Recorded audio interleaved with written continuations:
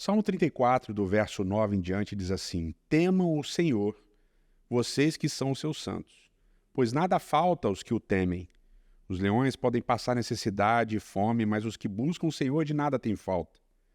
Venham, meus filhos, ouçam-me, e eu lhes ensinarei o temor do Senhor. Quem de vocês quer amar a vida e deseja ver dias felizes? Guarde a sua língua do mal e os seus lábios da falsidade.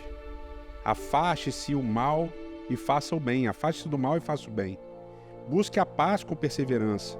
Os olhos do Senhor voltam-se para os justos, e os seus ouvidos estão atentos ao grito de socorro. O rosto do Senhor volta-se contra os que praticam o mal, para apagar da terra a memória deles. O salmista aqui ele dá uma ordem direta, aqui no modo cal imperativo. Ele diz: temam ao Senhor. E o verbo temer é o verbo iarê. E esse verbo aparece em vários momentos ao longo da Bíblia. E o que significa temer a Deus, o temor do Senhor?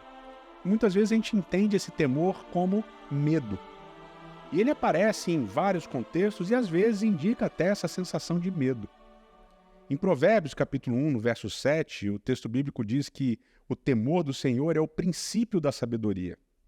Aqui no Salmo 34, ele coloca várias coisas que talvez possam significar esse temor do Senhor. Ele diz que quem teme a Deus busca a Deus, ouve a instrução de Deus, guarda a sua língua da falsidade, que quem teme a Deus faz o bem e coisas desse tipo. Agora, eu gosto sempre, nesse tipo de situação, buscar a primeira vez em que a palavra acontece e o contexto dessa primeira vez em que ela aparece. A palavra temor, esse verbo, iarê, ela aparece pela primeira vez em Gênesis capítulo 22, num contexto muito específico e muito especial da história de Abraão. Deus pede para que Abraão, de uma maneira muito caótica e muito complexa, que Abraão mate o seu filho, ofereça o seu filho Isaque em sacrifício.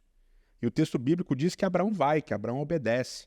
Abraão sobe a montanha e Abraão coloca o seu filho sobre um altar de pedra com lenha e ele ergue o cutelo para matar o seu filho. E no momento que ele ergue o cutelo para matar o seu filho, o anjo do Senhor segura a mão de Abraão e diz: Abraão, não precisa fazer isso, porque agora eu sei que você teme ao Senhor.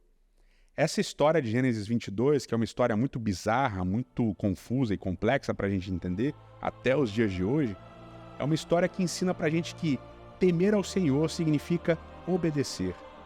Ainda que a ordem pareça absurda, ainda que o contexto pareça sem sentido, temer a Deus é obedecê-lo.